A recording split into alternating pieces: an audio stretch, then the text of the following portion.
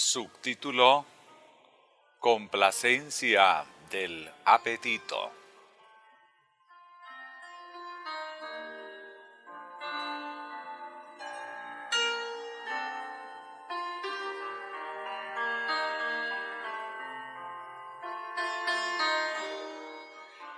Queridos hermanos y hermanas, se me han mostrado algunas cosas con referencia a la iglesia de ese lugar.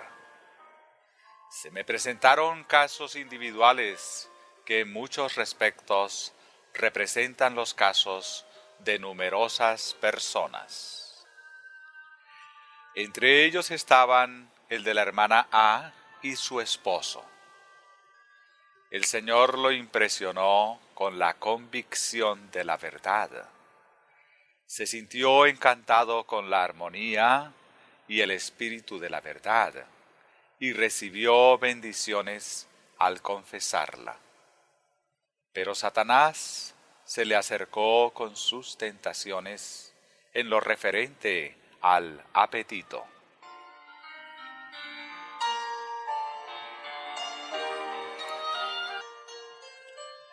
El hermano A por mucho tiempo había dado rienda suelta a su apetito por los estimulantes, lo cual había influido sobre su mente, confundiéndola y debilitando el intelecto, y disminuyendo las facultades morales.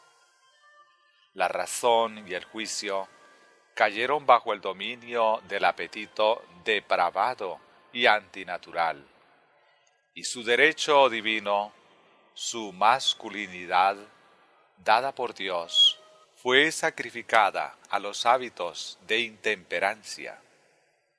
Si el hermano A hubiera hecho de la palabra de Dios su estudio y su guía, si hubiera confiado en Dios y orado por gracia para vencer, habría tenido fortaleza en el nombre de Jesús para rechazar al tentador.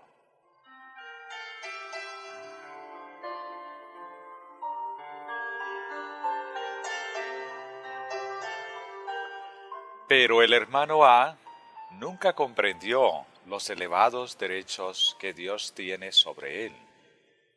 Sus facultades morales se debilitaron por sus hábitos de comer y beber y por su disipación. Cuando abrazó la verdad, tenía que formar un carácter para el cielo. Dios lo iba a probar. Él tenía una obra que hacer en su propio favor que nadie podía hacer por él. Debido a su estilo de vida, había perdido muchos años de precioso tiempo de prueba, durante los cuales podría haber obtenido una experiencia valiosa en asuntos de religión y un conocimiento de la vida de Cristo y del infinito sacrificio hecho en favor del hombre, para librarlo de las ataduras que Satanás había echado sobre él y permitirle glorificar su nombre.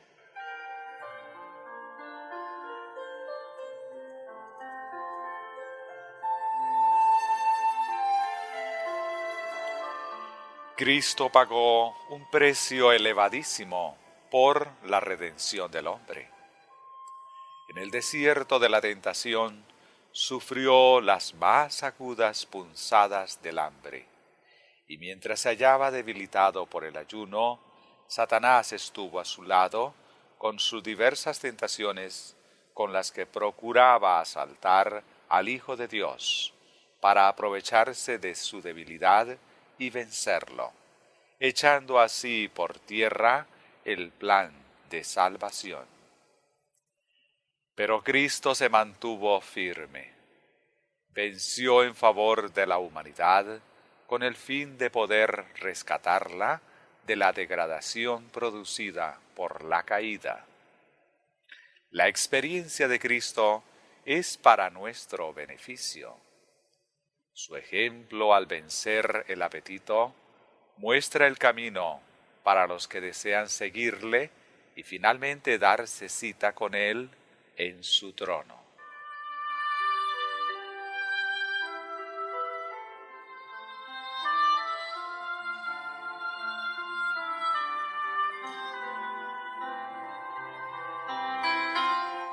Cristo sufrió hambre en el sentido más pleno.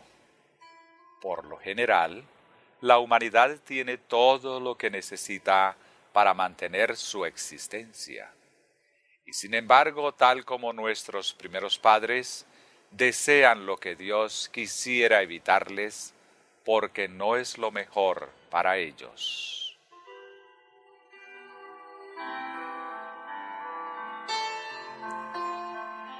Cristo sufrió hambre de alimento necesario y resistió la tentación de Satanás relativa al apetito. La complacencia del apetito intemperante crea en el hombre caído deseos antinaturales por las cosas que eventualmente causarán su ruina.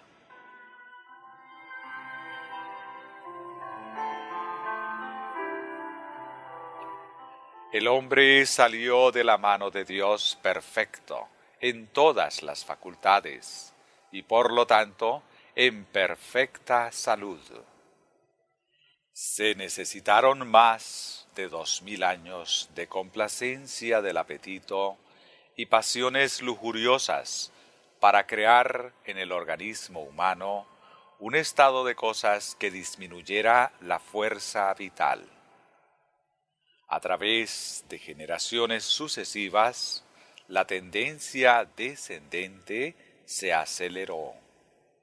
La complacencia del apetito y la pasión combinadas causaron exceso y violencia. El libertinaje y las abominaciones de todas clases debilitaron las energías y trajeron sobre la humanidad enfermedades de todo tipo, hasta que el vigor y la gloria de las primeras generaciones desaparecieron. Y en la tercera generación desde Adán, el hombre comenzó a mostrar señales de decadencia. Las generaciones sucesivas posteriores al diluvio se degeneraron más rápidamente aún.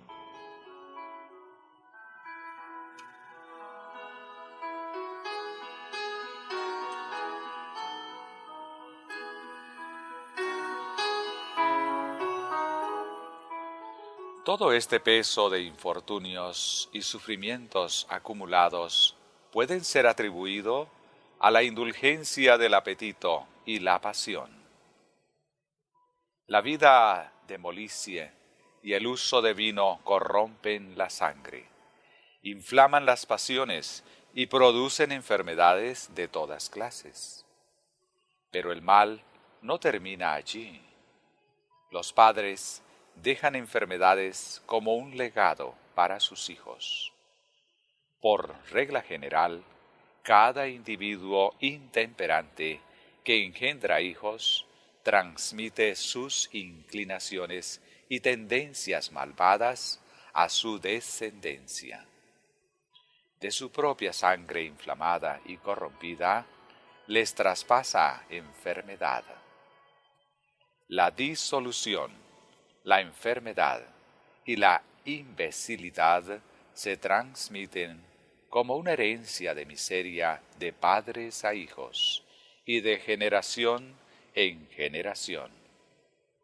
Esto trae angustia y sufrimientos al mundo, y no es otra cosa que una repetición de la caída del hombre.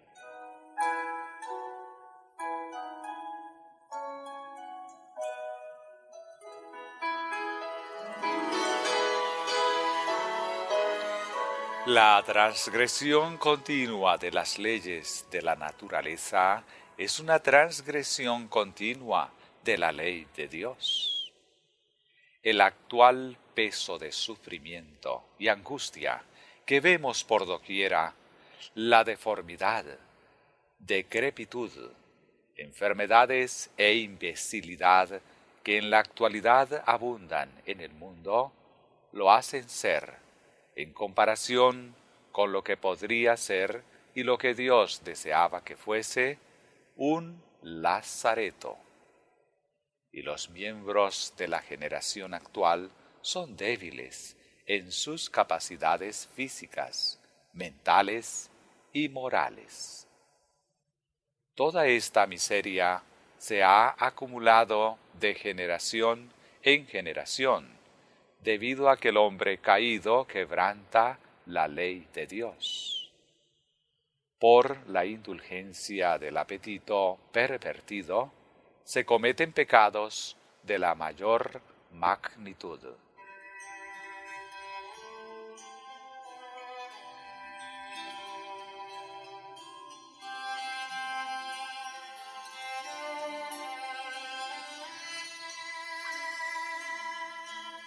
El gusto que se crea por el tabaco, ese veneno inmundo y repugnante, despierta el deseo de consumir estimulantes más fuertes, como el licor, el cual se consume bajo una u otra disculpa, para tratar alguna enfermedad imaginaria o para prevenir alguna posible enfermedad.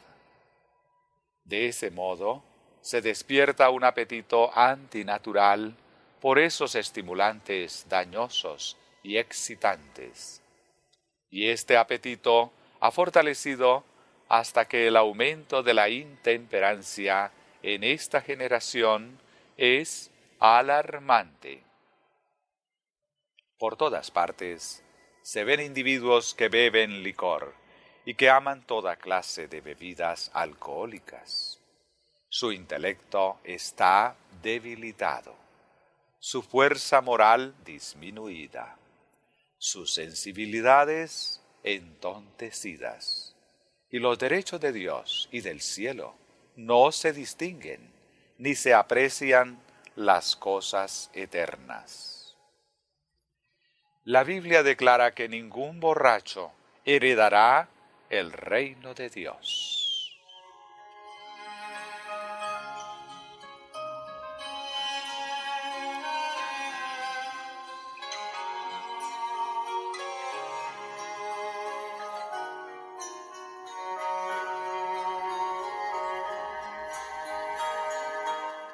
El tabaco y el licor entontecen y corrompen a quienes los usan. Pero el mal no se detiene allí.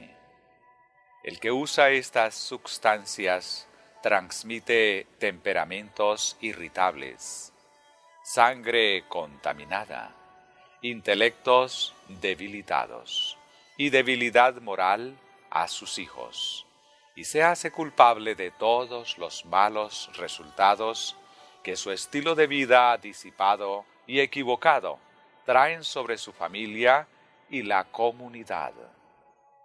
La raza humana gime bajo el peso de la aflicción acumulada debido a los pecados de generaciones pasadas.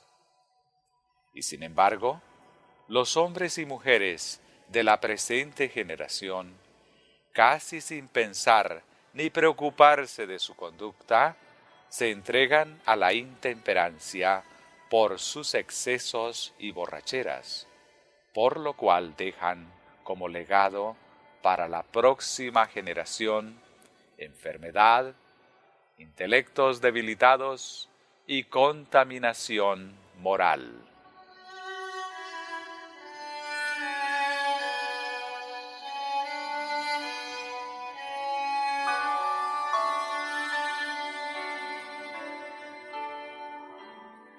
La intemperancia de cualquier tipo es la peor clase de egoísmo. Quienes verdaderamente temen a Dios y guardan sus mandamientos, miran estas cosas a la luz de la razón y la religión.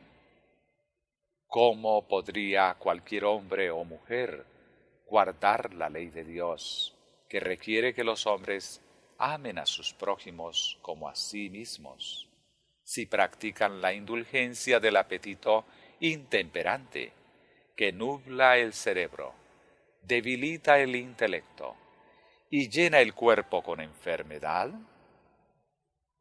La intemperancia inflama las pasiones y da rienda suelta a la lujuria, y la razón y la conciencia se ven cegadas por las pasiones más bajas.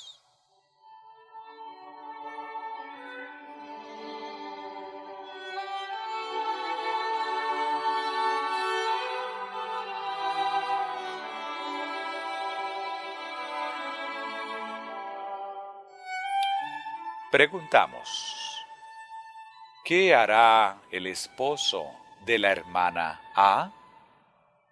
¿Venderá como Esaú su primogenitura a cambio de un plato de lentejas?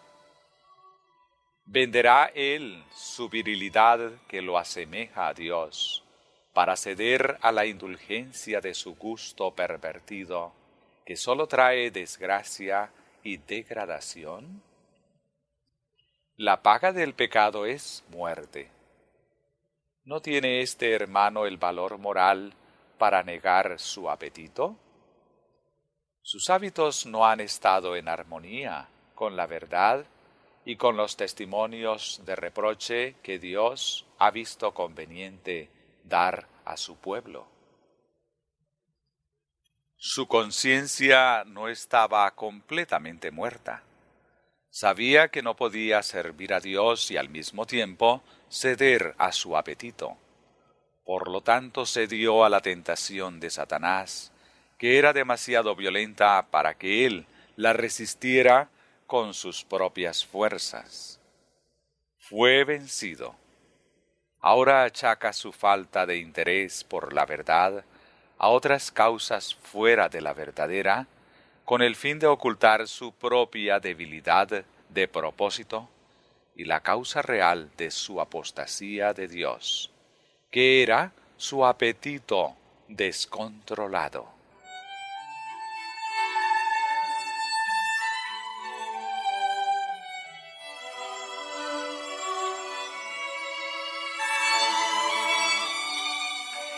Es en este punto donde muchos tropiezan.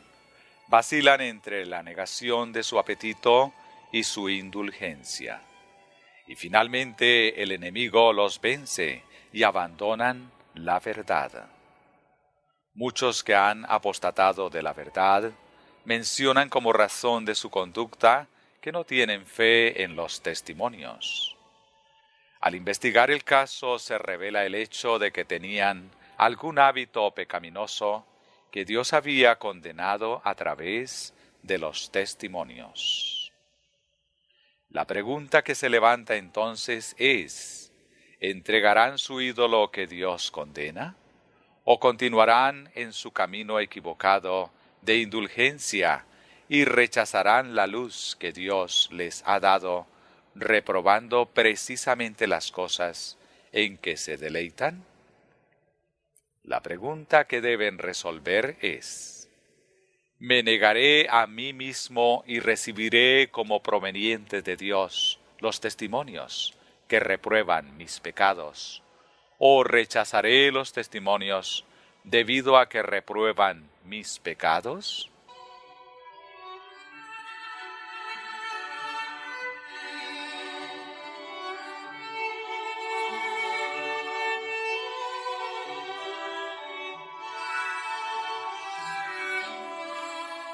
En muchos casos los testimonios son recibidos completamente. El pecado y la indulgencia se quebrantan y comienza inmediatamente la reforma en armonía con la luz que Dios ha dado. En otros casos se atesoran indulgencias pecaminosas, se rechazan los testimonios y muchas excusas que son falsas se ofrecen como la razón para negarse a recibirlos. Pero la verdadera razón se esconde. Es la falta de valor moral, la ausencia de una voluntad fortalecida y controlada por el Espíritu de Dios, la que les impide renunciar a sus hábitos dañinos.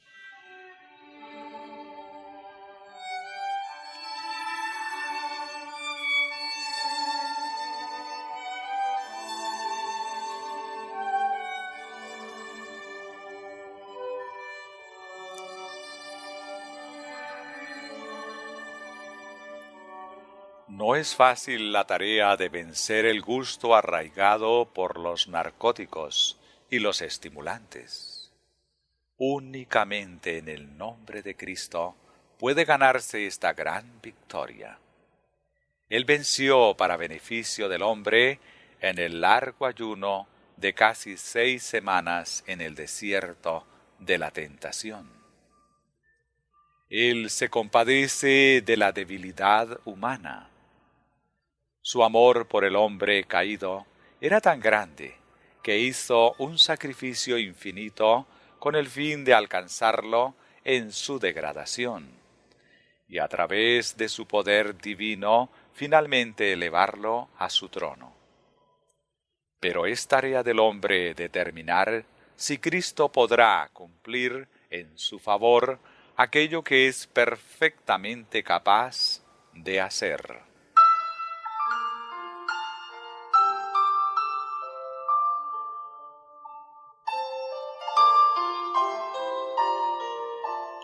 ¿Se decidirá el hombre a aferrarse del poder divino y con determinación y perseverancia resistir a Satanás, siguiendo el ejemplo que Cristo le dio en su conflicto con el enemigo en el desierto de la tentación? Dios no puede salvar al hombre contra su voluntad del poder de los artificios de Satanás. El hombre debe trabajar con su poder humano, ayudado con el poder divino de Cristo, para resistir y vencer a cualquier costo. En otras palabras, el hombre debe vencer tal como Cristo venció, y luego, por medio de la victoria que es privilegio suyo lograr por el nombre todopoderoso de Jesús, él puede llegar a ser un heredero de Dios y coheredero con Cristo Jesús. No podría ser este el caso si sólo Cristo ganara todas las victorias.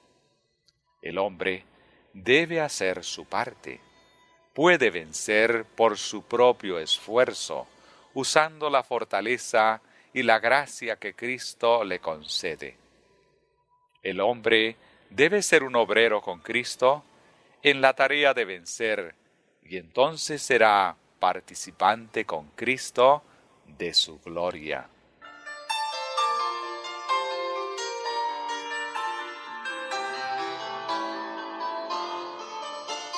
La obra en que estamos empeñados es sagrada. El apóstol Pablo exhorta a sus hermanos diciéndoles: Así que, amados, puesto que tenemos tales promesas, limpiémonos de toda contaminación de carne y de espíritu, perfeccionando la santidad en el temor de Dios. Segunda de Corintios 7:1. Mantener la pureza de nuestro espíritu como templo del Espíritu Santo es un deber sagrado para con Dios.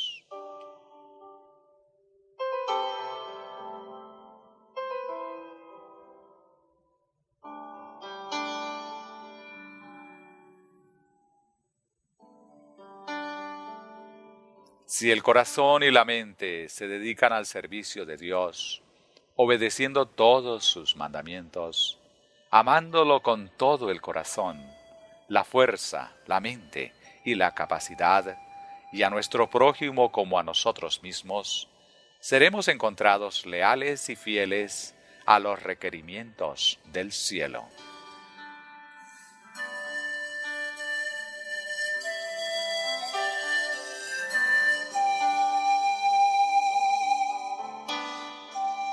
Además, dice el apóstol: No reine, pues, el pecado en vuestro cuerpo mortal, de modo que lo obedezcáis en sus concupiscencias. Romanos 6, versículo 12. También insta a sus hermanos a ejercer diligencia insistente y paciente perseverancia en sus esfuerzos por lograr la pureza y la santidad de vida, en estas palabras: Todo aquel que lucha, de todo se abstiene, ellos a la verdad, para recibir una corona corruptible, pero nosotros una incorruptible. Primera de Corintios 9, 25.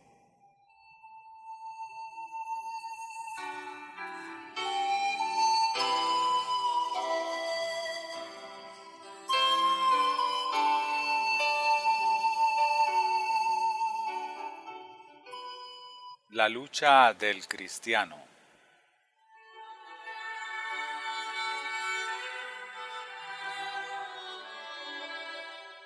Pablo presenta delante de nosotros la guerra espiritual y su recompensa, contrastándola con los diversos juegos instituidos entre los paganos en honor de sus dioses. Los jóvenes que se preparaban para esos juegos practicaban la abnegación más absoluta y la más severa disciplina. Se prohibía cada indulgencia que tuviera la tendencia a debilitar la fuerza física.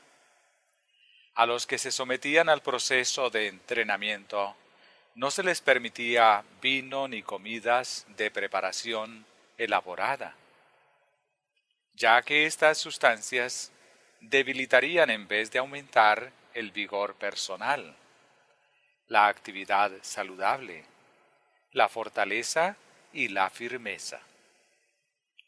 Muchos testigos, reyes y nobles, estaban presentes en esas ocasiones. Se consideraba el mayor honor ganar una simple corona de laurel, que en pocas horas perdería su lozanía. Pero aún después que los competidores, en procura de esta corona perecedera, habían ejercido severa abstención y se habían sometido a rígida disciplina con el fin de obtener vigor personal y actividad, con la esperanza de ser vencedores, aún entonces no estaban seguros de obtener el premio. Solo uno de ellos podía lograr el premio. Algunos podrían haber trabajado tan duramente como otros y haberse esforzado al máximo para ganar la corona de honor. Pero justamente cuando extendían la mano para asegurarse el premio, algún otro, un instante antes que ellos, podría adelantarse y arrebatar el codiciado tesoro.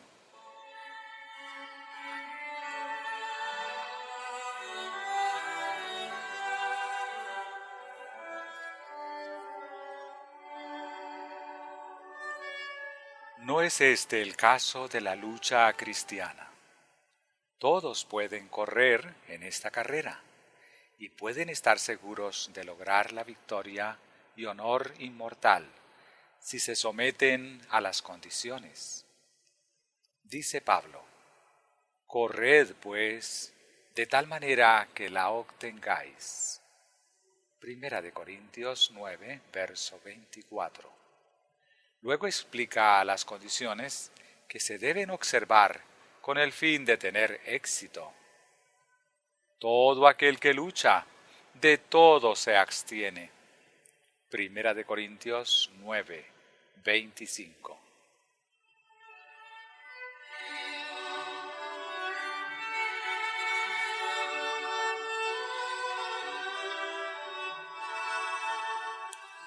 Si los paganos, que no estaban controlados por una conciencia iluminada y que no sentían el temor de Dios, se sometían a privaciones y a la disciplina del entrenamiento, negándose toda indulgencia debilitante, solo para obtener una corona que perece y el aplauso de la multitud, ¿con cuánta mayor razón debieran los que están corriendo la carrera cristiana, con la esperanza de obtener la inmortalidad y la aprobación del cielo, estar dispuestos a negarse a sí mismos indulgencias y estimulantes malsanos que degradan la moral, debilitan el intelecto y colocan los poderes superiores en sujeción a los apetitos y pasiones animales.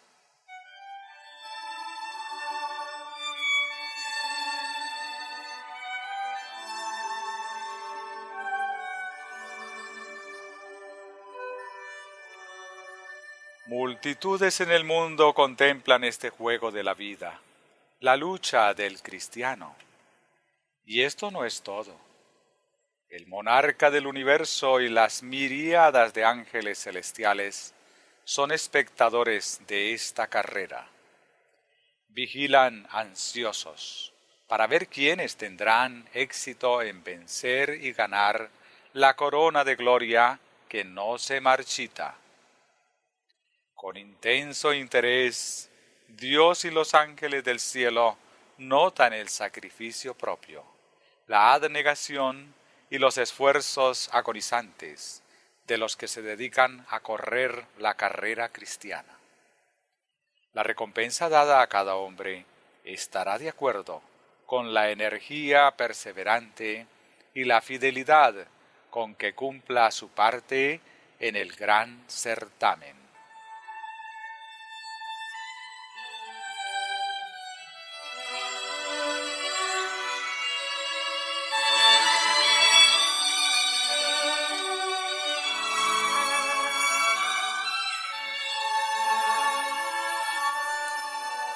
En los juegos a los que nos hemos referido, solo uno se llevaba el premio.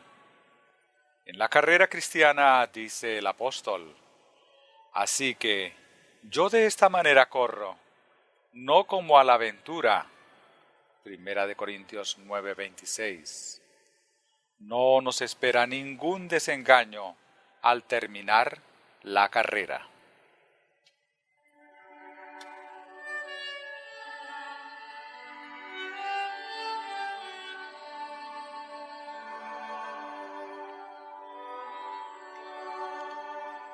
A todos los que cumplan cabalmente con las condiciones que especifica la palabra de Dios y tengan el sentido de la responsabilidad de preservar el vigor físico y la actividad del cuerpo, con el fin de que sus mentes estén bien equilibradas y su moralidad sana, la carrera no es incierta. Todos ellos pueden lograr el premio, ganar y ostentar la corona de gloria inmortal que no se desvanece.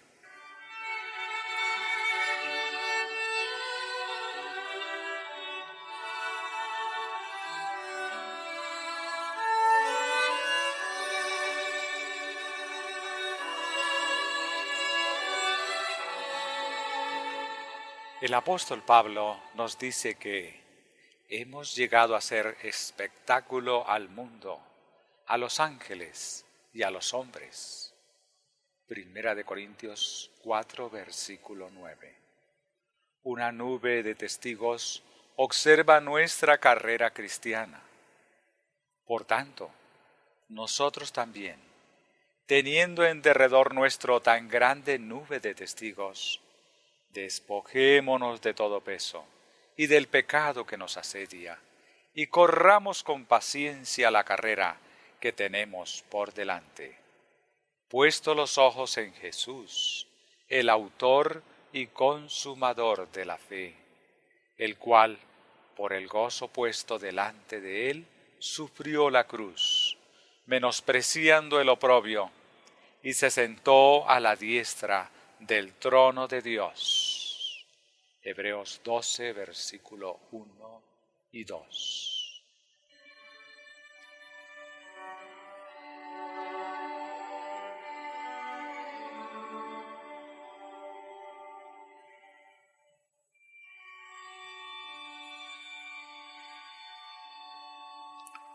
No debiéramos hacer del mundo nuestro criterio. La moda es la indulgencia del apetito por alimentos ricos y estímulos artificiales, fortaleciendo de este modo las tendencias animales e impidiendo el crecimiento y desarrollo de las facultades morales. A ninguno de los hijos e hijas de Adán se les ofrece la victoria en la lucha cristiana, a menos que decidan practicar la temperancia en todas las cosas. Si hacen esto, no pelearán como uno que hiere el aire.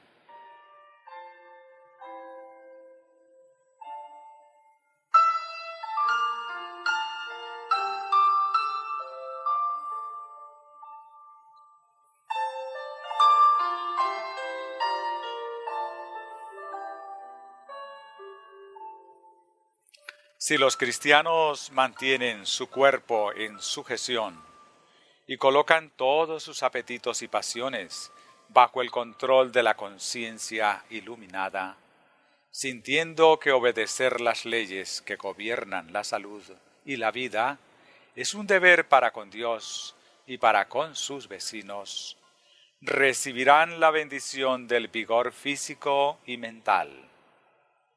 Tendrán fuerza moral para luchar contra Satanás. Y en el nombre de aquel que venció el apetito por causa de ellos, pueden ser más que vencedores por sí mismos. Esta guerra está abierta para todos los que quieran pelearla.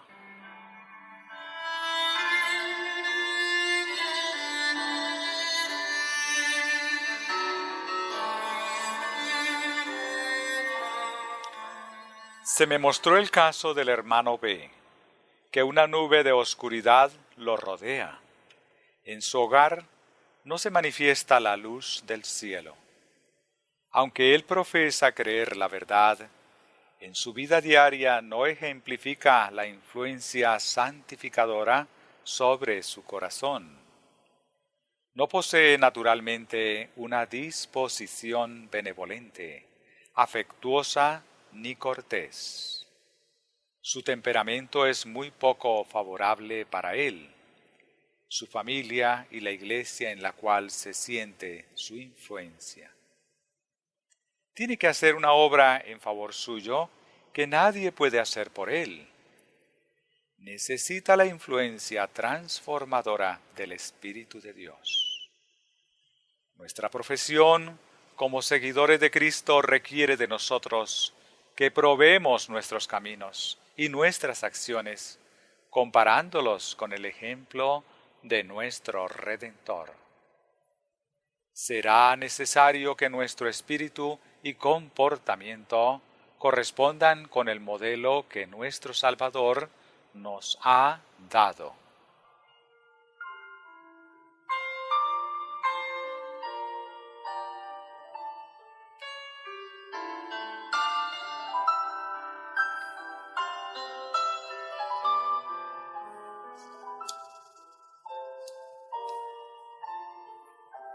El hermano B no tiene un temperamento que haga brillar el sol sobre su familia.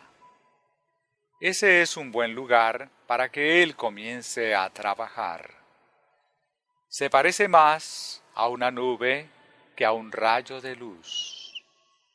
Es demasiado egoísta como para pronunciar palabras de aprobación a los miembros de su familia, especialmente a la que, con preferencia a todos los demás, debiera recibir su amor y tierno respeto.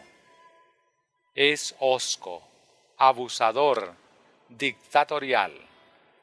Sus palabras son frecuentemente cortantes y dejan una herida que él no procura sanar suavizando su espíritu, reconociendo sus faltas y confesando su mala conducta. No hace esfuerzos por salir a la luz.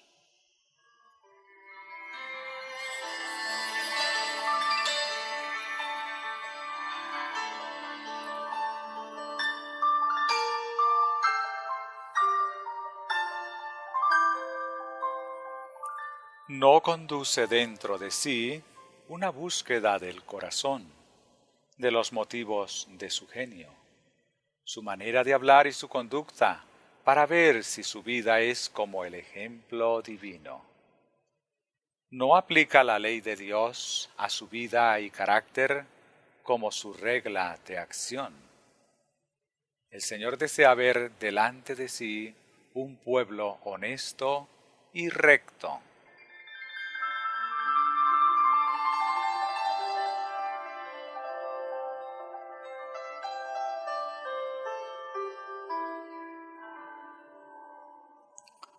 La hermana B debe luchar con muchas pruebas y con la debilidad de su propia naturaleza, y no debiera hacérsele más dura su suerte de lo que es necesario. El hermano B debiera suavizar su carácter, debiera cultivar el refinamiento y la cortesía, debiera ser muy tierno y amable hacia su esposa, la cual es su igual en todo respecto. No debiera pronunciar ni una palabra que arrojara sombras sobre su corazón. Debe comenzar la obra de reforma en su hogar. Debe cultivar el afecto y vencer los rasgos duros, ásperos, indiferentes y egoístas de su disposición, pues éstos están creciendo dentro de él. Nosotros, pobres mortales, que deseamos alcanzar el cielo, debemos vencer como Cristo venció. Debemos asimilarnos a su imagen. Nuestros caracteres deben ser sin mancha.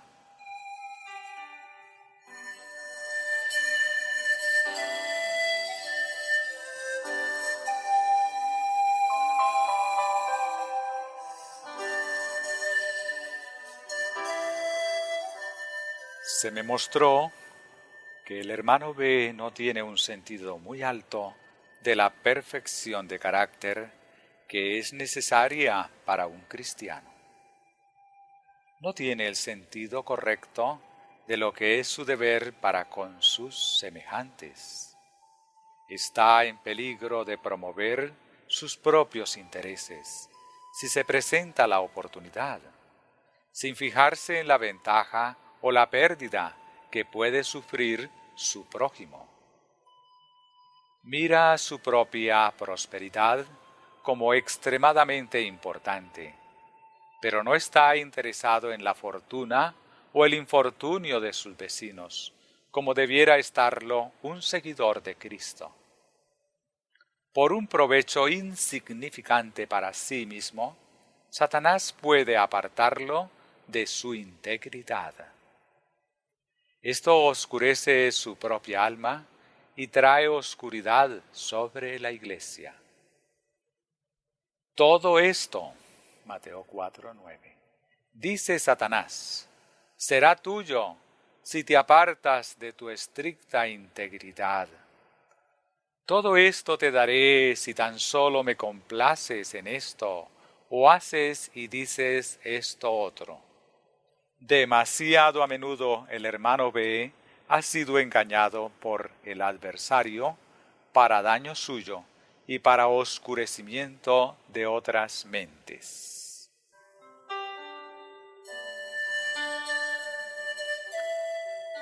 Hay algunos otros en la iglesia que necesitan ver las cosas desde un punto de vista más elevado antes que puedan llegar a ser espirituales y colocarse en una posición en la cual logren entender la obediencia a la voluntad de Dios y arrojar luz en vez de proyectar una sombra. El hermano B necesita ungir sus ojos para que pueda discernir claramente las cosas espirituales y también las trampas de Satanás. La norma cristiana es alta y exaltada. Pero he aquí que los profesos seguidores de Cristo la rebajan hasta el mismo polvo.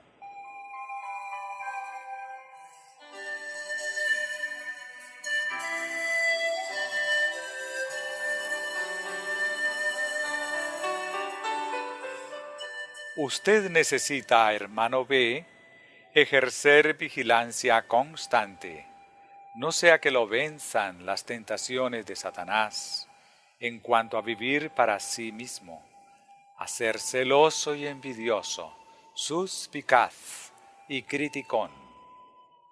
Si avanza murmurando, no progresará ni un solo paso en el camino al cielo.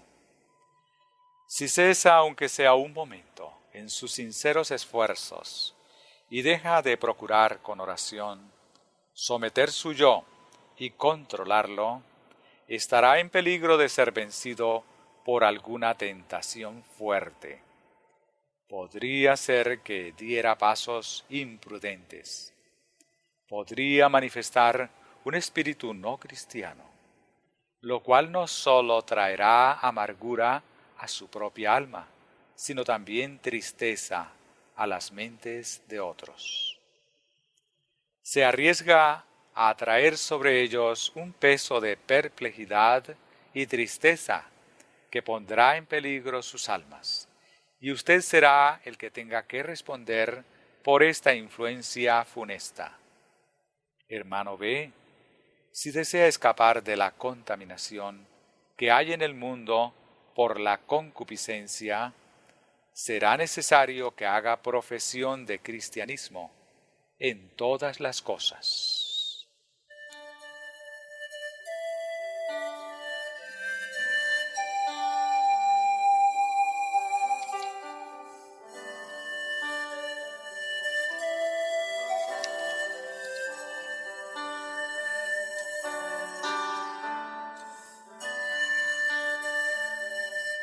Usted podrá decir, es muy dura esta tarea. El camino es demasiado estrecho y yo no puedo caminar por él. Es más estrecho el camino en esta carta que lo que usted encuentra claramente marcado en la palabra de Dios. Para ganar el cielo vale la pena hacer un esfuerzo perseverante e incansable durante toda la vida. Si ahora se echa atrás y se desanima, ciertamente perderá el cielo, perderá la vida inmortal y la corona de gloria que no se desvanecen. Los que tienen un lugar al lado del Salvador en su trono son únicamente esa clase de personas que han vencido tal como Él venció. El amor por la verdad pura y santificadora, el amor por el querido Redentor, alivianará la tarea de vencer. Con gusto concederá a Jesús su fortaleza a todos los que realmente desean recibirla. Coronará de gracia y paz cada esfuerzo perseverante hecho en su nombre.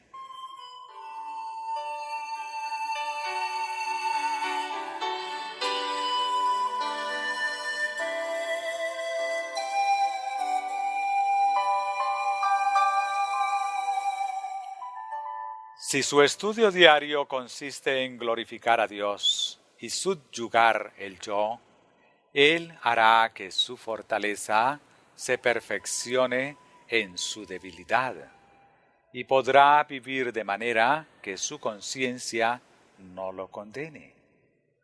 Podrá tener buena fama entre los de afuera.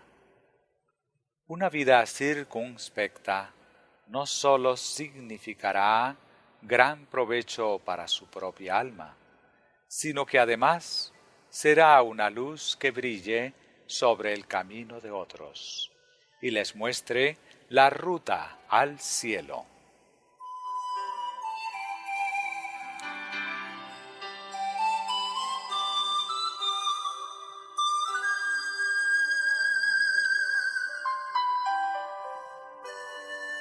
Hermano B, ¿cómo ha gobernado usted su temperamento? ¿Ha procurado vencer su espíritu impulsivo? Con la disposición y los sentimientos que usted posee ahora, dejará de obtener el cielo tan seguramente como que hay un cielo. Para beneficio de su propia alma y por amor a Cristo, Él le ha dado a usted evidencias inconfundibles de su infinito amor. Acérquese a Él para que pueda ser llenado con su espíritu.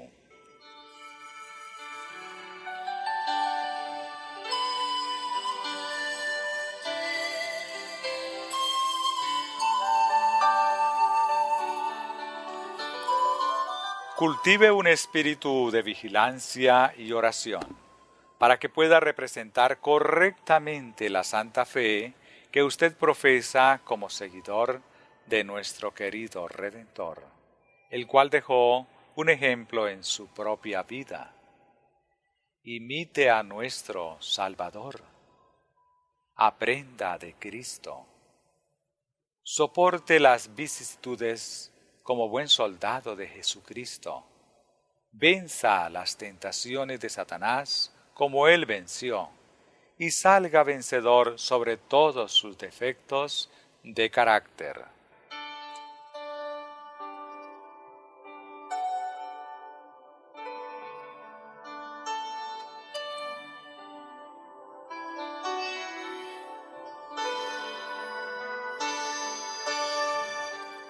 Cristo venció de manera perfecta.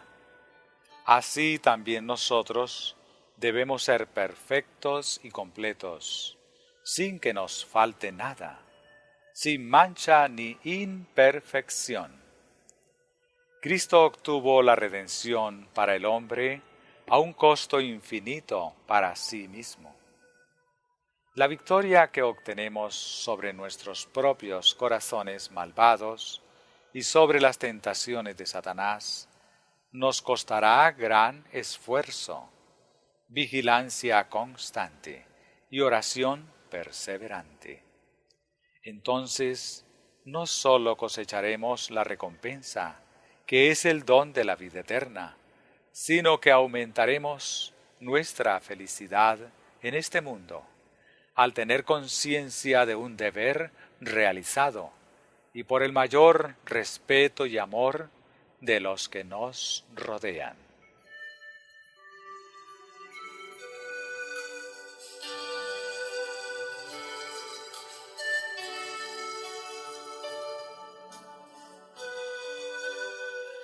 Me fue mostrado que en la Iglesia existe una falta general de devoción y de esfuerzo sincero y empeñoso.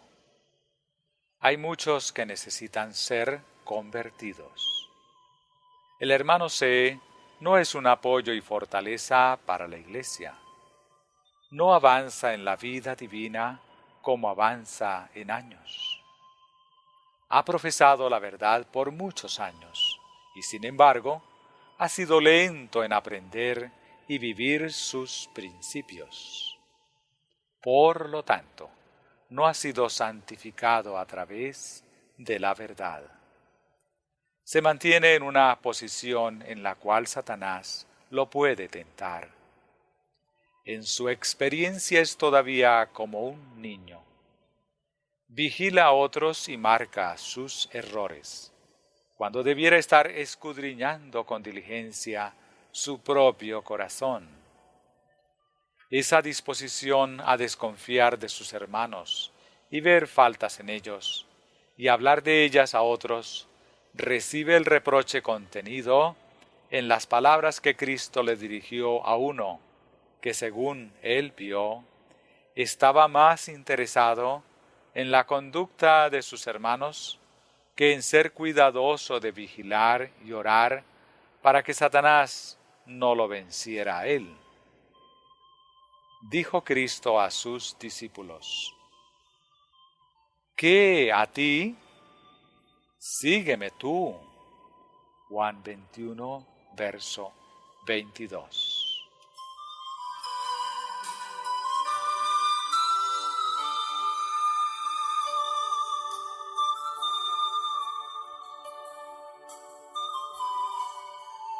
Debido a la debilidad de su naturaleza, todo lo que el hermano se puede hacer es guardar su propia alma y cerrar toda avenida por la cual Satanás pudiese ganar acceso para insinuar dudas con respecto a otros.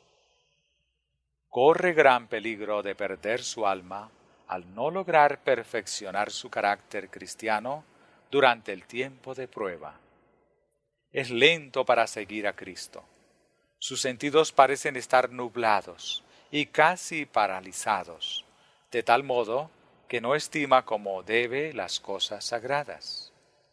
Aún ahora puede corregir sus errores y vencer sus defectos, si se decide a obrar apoyándose en la fortaleza de Dios.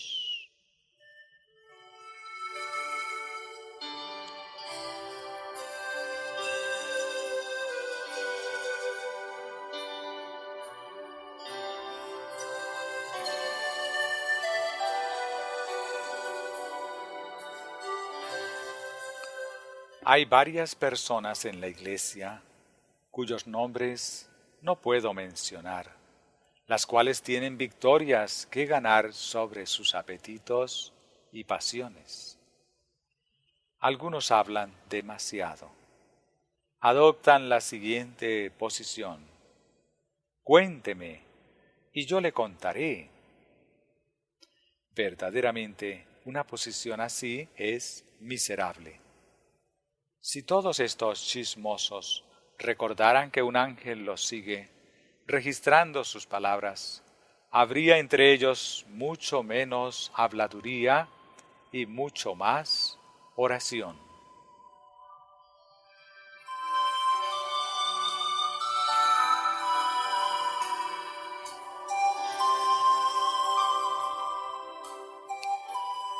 Hay hijos de guardadores del sábado que han aprendido desde su juventud a observar el sábado. Algunos de ellos son muy buenos hijos, fieles al deber en lo que se refiere a los asuntos temporales, pero no sienten una convicción profunda de pecado ni la necesidad del arrepentimiento. Los tales se encuentran en una condición peligrosa. Vigilan la conducta y los esfuerzos de los cristianos profesos. Ven que algunos de ellos hacen alta profesión de su fe, pero no son cristianos concienzudos, y comparan sus propios conceptos y acciones con esas piedras de tropiezo. Y como en sus propias vidas no ven asomarse ningún pecado, se congratulan a sí mismos por estar en lo correcto.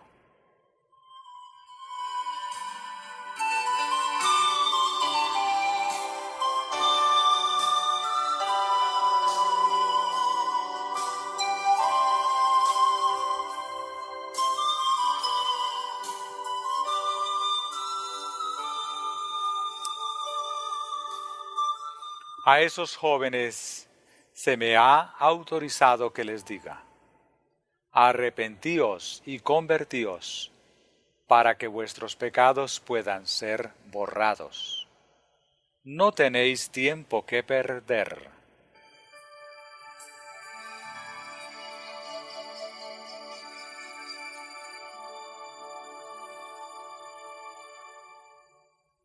El cielo y la vida eterna son tesoros valiosos que no pueden obtenerse sin esfuerzo de vuestra parte.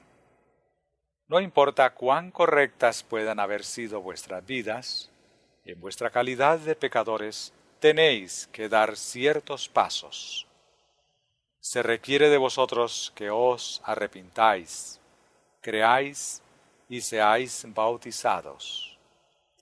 Cristo fue enteramente justo, y sin embargo, Él mismo, el Salvador del mundo, le dio al hombre un ejemplo al dar los pasos que requiere de todo pecador, para que se convierta en un hijo de Dios y heredero del cielo.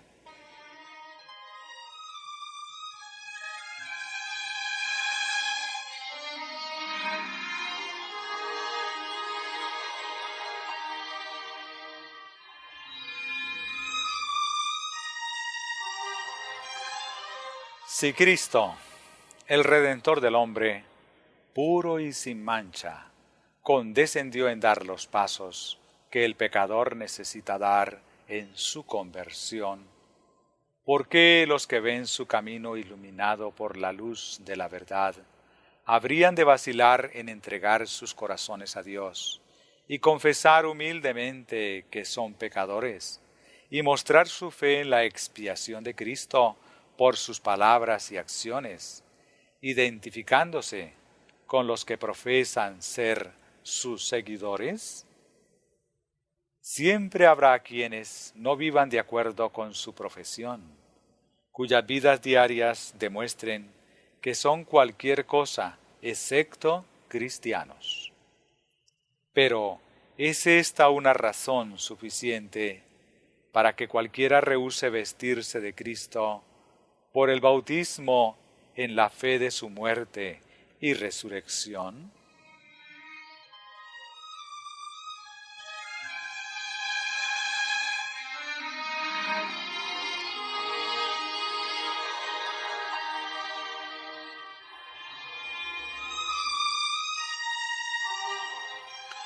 Incluso cuando Jesús en persona se encontraba en el mundo y andaba con sus discípulos y les enseñaba, había uno entre los 12 que era un demonio. Judas traicionó a su Señor. Cristo poseía un conocimiento perfecto de la vida de Judas. Conocía la codicia que Judas no había logrado vencer, y en sus sermones le dio numerosas lecciones sobre ese tema. Judas, mediante la complacencia, permitía que este rasgo de su carácter creciera y se arraigara tan profundamente que desplazó la buena semilla sembrada en su corazón. El mal predominó hasta que por amor al dinero fue capaz de vender a su Señor por unas pocas monedas de plata.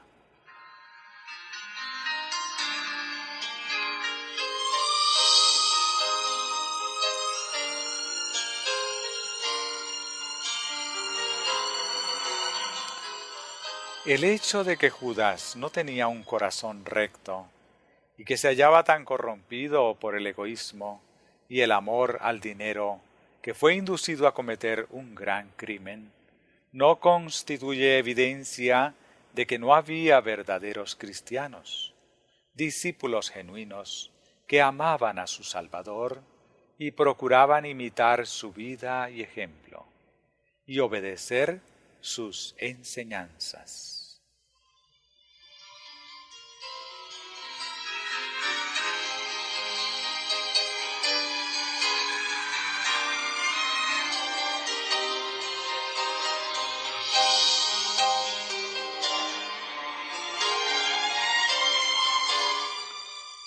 Se me mostró el hecho de que Judas estuviera incluido entre los 12, con todas sus faltas y defectos de carácter, como una lección instructiva, una que al ser estudiada por los cristianos pueden beneficiarse. Cuando nuestro Señor escogió a Judas, su caso no era desesperado. Tenía algunas cualidades buenas. En su asociación con Cristo en la obra, al escuchar sus discursos, tuvo una oportunidad favorable para descubrir sus malos rasgos, para conocer sus defectos de carácter, si realmente deseaba ser un verdadero discípulo. Nuestro Señor llegó a colocarlo en una posición en la cual podía escoger si desarrollar su disposición codiciosa o percibirla y corregirla. Él estaba a cargo de los escasos medios recogidos para los pobres y para los gastos necesarios de Cristo y los discípulos en su obra de predicación. Esta pequeña cantidad de dinero constituía una tentación continua para Judas. Y de tiempo en tiempo, cuando hacía un pequeño servicio para Cristo o dedicaba un poco de tiempo a propósitos religiosos, se pagaba a sí mismo de los exiguos fondos recogidos para hacer avanzar la luz del Evangelio. Finalmente se volvió tan avaro que se quejó amargamente porque el ungüento derramado sobre la cabeza de Jesús era muy caro.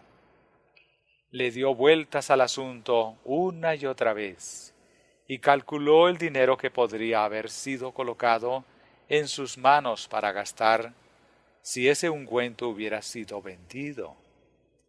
Su egoísmo se fortaleció hasta que sintió que la tesorería había verdaderamente sufrido una gran pérdida al no recibir el valor del ungüento en dinero.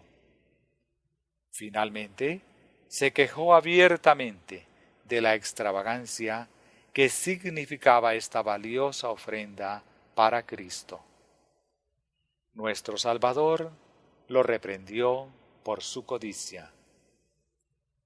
La reprensión irritó el corazón de Judas, hasta que, por una pequeña suma de dinero, consintió en traicionar a su Señor. Entre los guardadores del sábado habrá quienes en su corazón no son más fieles de lo que era Judas. Pero dichos casos no debieran constituir una excusa para que otros dejen de seguir a Cristo.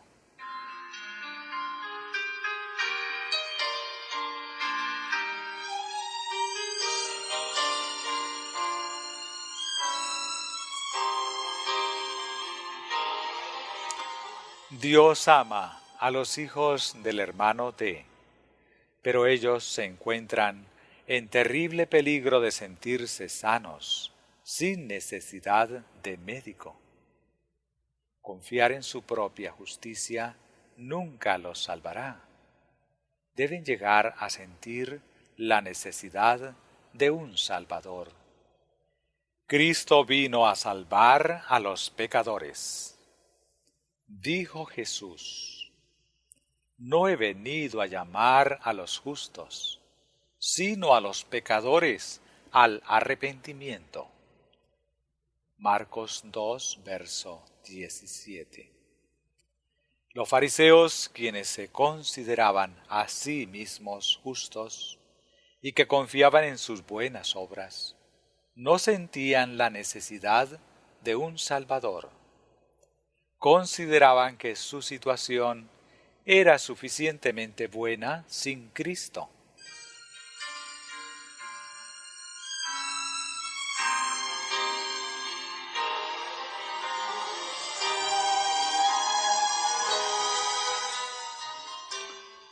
Los queridos hijos del hermano D debieran rogar a Jesús que les revele su pecaminosidad y luego pedirle que se revele ante ellos como su Salvador que perdona el pecado. Esos hijos preciosos no deben ser engañados y perder la vida eterna. A menos que se conviertan, no pueden entrar al reino de los cielos. Deben lavar sus ropas con el carácter de la sangre del Cordero. Jesús los invita a dar los pasos que los pecadores deben dar con el fin de convertirse en sus hijos. Él les ha dado el ejemplo en la vida, al someterse a la ordenanza del bautismo. Él es nuestro ejemplo en todas las cosas.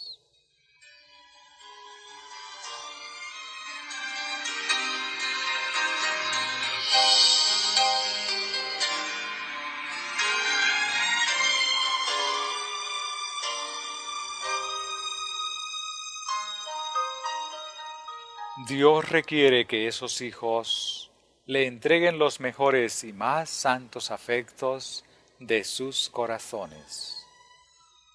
Él los ha comprado con su propia sangre. Reclama sus servicios. Ellos no se pertenecen a sí mismos. Jesús ha hecho un sacrificio infinito por ellos. El amante y compasivo Salvador los recibirá si vienen a Él tal como son y si dependen de la justicia de Él y no de sus propios méritos.